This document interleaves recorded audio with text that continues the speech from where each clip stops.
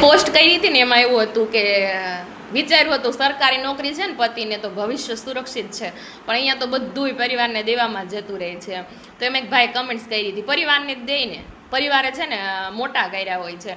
ભાઈ તમારી વાત 100% સાચી છે. એક પુરુષને જ છે ને એનો પરિવાર મોટો કરે છે, સંઘર્ષ કરીને ભણાવે ગણાવે છે. બાકી એક સ્ત્રીને તો છે ને એના મા બાપ છે ને મીશોમાંથી ઓર્ડર કરી દે, કેમ કે સસ્તું મળે કે નહીં, ઓર્ડર કરીને તમારે ઘેર આપી દે છે. ના એની પાછળ કોઈ જાતનો સંઘર્ષ કરે છે, ના ભણતર પાછળ કે ના લગ્ન પાછળ.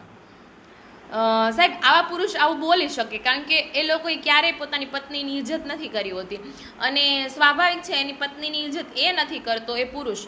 તો નાનપણથી જે બાળકો જોવે છે તો એ બાળકો પણ માની ઇજ્જત નથી કરતા, અને આવા પુરુષો છે કૂતરા મીંદડાની જેમ છે ને જિંદગી જીવી લેતા હોય છે.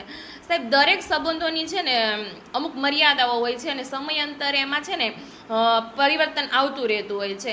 જ્યારે આપણે લગ્ન નથી થતા ત્યારે આપણા માટે આપણા મા બાપ ભાઈ બહેન ખૂબ મહત્ત્વના હોય.